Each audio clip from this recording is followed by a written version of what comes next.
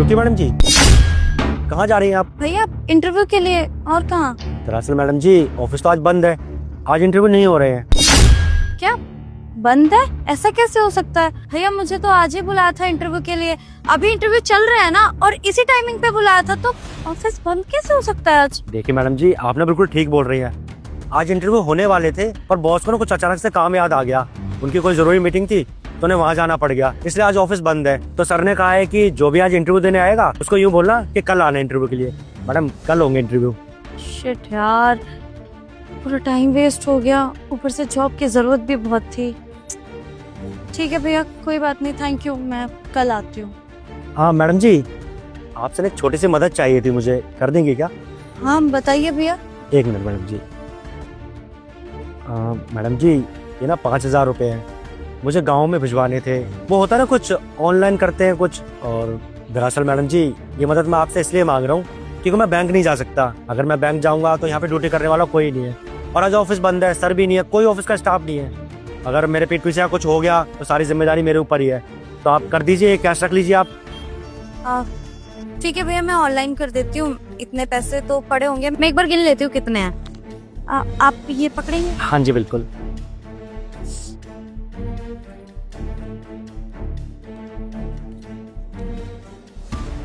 भैया आपने 5,000 बताए थे ना, ये तो पूरे 7,000 है, 2,000 एक्स्ट्रा है इसमें।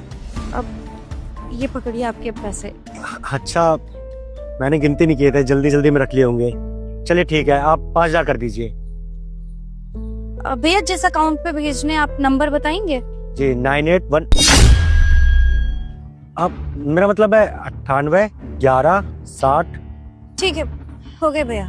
ठीक है मैडम जी, आपका बहुत बहुत धन्यवाद। अच्छा मैडम जी, ये आपकी डिग्री आई क्या? हाँ भैया। दरअसल मेरा जो छोटा भाई है ना, वो भी अभी कॉलेज कर रहा है, और कुछ दिन में उसके हाथ में भी डिग्री आने वाली है। और वो ना बहुत शरारती है, बहुत झूठ बोलता है मुझसे। बस मैं ये देखना चाहता हूँ कि ये डिग्रियाँ दिखती कैसी है। कल को जब मेरा भाई डिग्री लेकर आएगा तो मुझे पता होना चाहिए ना कि डिग्रियाँ दिखती कैसी है, कहीं वो मुझसे झूठ नहीं बोल रहा, इसलिए बस देखना चाह रहा था। जी भैया, आप आराम से देखिए, कोई बात नहीं, मैं यहीं खड़ी हूँ। जी मैं देख लेता हूँ।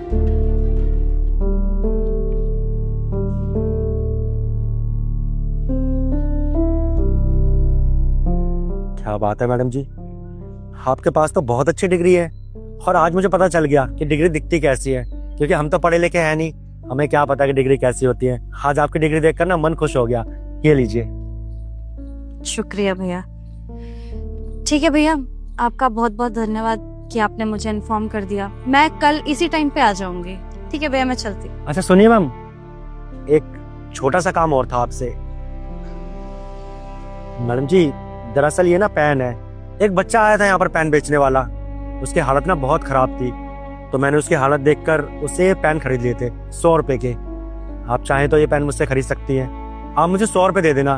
दरअसल मैंने ये पेन इसलिए खरीदे थे, आज यहाँ इंटरव्यू था तो सोचा था इंटरव्यू के लिए जो लोग आएंगे उनको ये पेन बेच दूंगा, कुछ पैसे कमा लूंगा। पर अचानक से इंटरव्यू कैंसिल हो गया, तो ये पेन तो मेरे किसी काम के है नहीं। आप तो पढ़ी लिखी है, आपके दोस्त यार भी सारे पढ़े लिखे होंगे, उन लोगों को पेन की जरूरत पड़ती होगी ना, तो मैं सोच रहा हूँ कि आप मुझसे खरीद लीजिए 100 रुपए में। ठीक है भैया, मैं ये पेन आपसे खरीद तो लूंगी, लेकिन 100 रुपए में नहीं, पूरे 150 रुपए में। लेकिन मैडम ये तो सिर्फ 100 रुपए के है, आप मुझे 150 रुपए क्यों देगी? आप 100 ही दे दीजिए। भैया इसी को तो मार्केटिंग कहते हैं। अब एक बात बताइए, आपने ये पेन उस बच्चे से इसलिए खरीदे क्योंकि आपने उसकी इतनी बुरी हालत देखी। आपने सोचा कि आप उससे ये पेन ले लेंगे और कुछ पैसे दे देंगे तो बेचारा बच्चा खाना खा लेगा, है ना? अब सोचिए कि यही पेन मैं ले जाके मार्केट में इन कपड़ों में बेचूंगी तो लोगों पर क्या इम्पैक्ट पड़ेगा कि इतनी अच्छी दिखने वाली लड़की ऑफिशियल कपड़ों में ये पेन बेच रही है। तो उनके दिमाग में कुछ तो आएगा ना कि इस पेन में शायद कोई खास बात होगी, मैं इसकी सेल करूंगी, इसके बारे में बताऊंगी, तो वो ये पेन 5 रुपए में नहीं बल्कि 10 रुपए में भी खरीदेंगे, वो भी खुशी खुशी। तो बताइए, 50 रुपए का आपका भी मुनाफा हुआ और 50 रुपए का मेरा भी। इसी को तो मार्केटिंग करना कहते हैं ना, और हमें यही सब तो सिखाया जाता है। क्या बात है, आपको तो मार्केटिंग की बहुत नॉलेज है। और ये पेन मैंने 2 रुपए के हिसाब से खरीदे थे, और आप इसे जाकर 4 रुपए के हिसाब से बेच भी देंगी। इसका मतलब तो ये है कि आपको ना बहुत ज्यादा नॉलेज है मार्केटिंग की। ठीक है, आप ये ले लीजिए, इससे आपको भी फायदा हो जाएगा, मेरा भी कुछ पैसे बन जाएंगे। ये लीजिए। थैंक यू भैया। अच्छा मैडम जी, एक बात और बताइए, आपके पास तो इतनी अच्छी डिग्री है, इतने अच्छे कॉलेज से आपने पढ़ाई की है, नॉलेज भी आपको काफ़ी है, तो आप इतनी छोटी मोटी कंपनी में जॉब करने के लिए क्यों आई हैं? आपको पता है ना, ये कंपनी इतनी बड़ी नहीं है, इसकी मार्केटिंग में कोई नाम भी नहीं है। आप अगर किसी और कंपनी में जाएंगे ना जॉब करने के लिए, तो आपको यहाँ से अच्छी सैलरी मिल जाएगी। फिर यहाँ पे इंटरव्यू देने का मतलब मैं समझा नहीं कुछ। पता है भैया, पर मेरे लिए ना कोई भी जगह छोटी या बड़ी नहीं है। मैं चाहती हूँ कि मैं जहाँ पे काम करूँ ना, वहाँ पे लोग मेरी इज्जत करें, यहाँ तक कि मेरे साथ ही हर लोगों की इज्जत हो। उस कंपनी का एनवायरनमेंट अच्छा हो, वहाँ का बॉस अच्छे से सबको ट्रीट करता हो, एम्प्लॉय को एम्प्लॉय की तरह समझे, नौकर की तरह नहीं।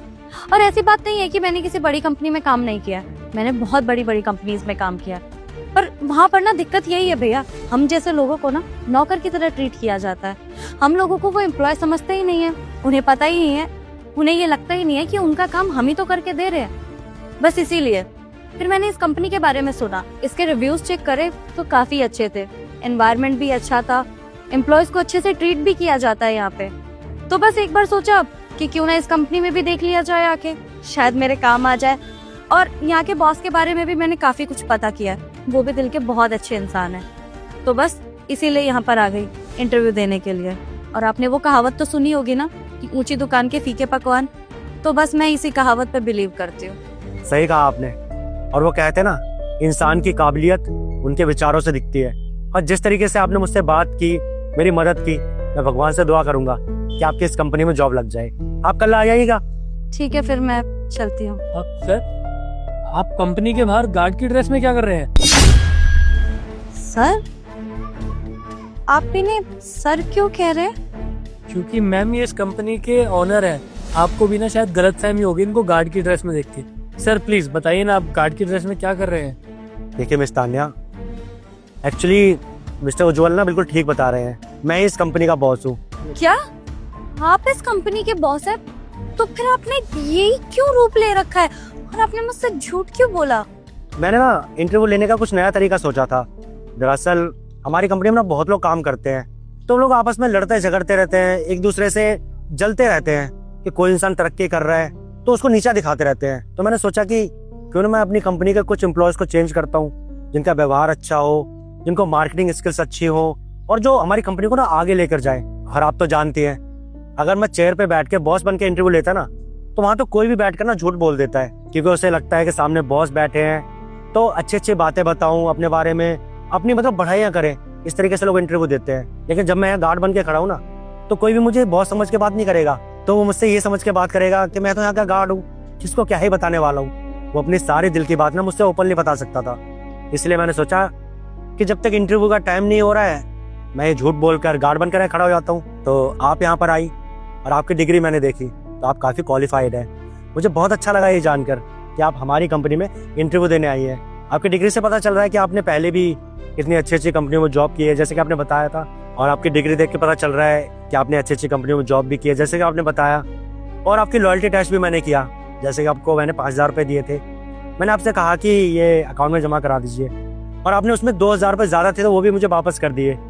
तो इससे पता लगता है कि आप बहुत ईमानदार हैं। और जब मैंने आपको पेन दिए और आपने उस 2 रुपये के पेन की कीमत 4 रुपये बनाकर उसे 150 रुपये का बना दिया, तो मुझे ना ये भी उम्मीद हो गई है कि आपको मार्केटिंग की नॉलेज भी बहुत अच्छी है, आप हमारी कंपनी को यहाँ से यहाँ लेकर जाएंगी।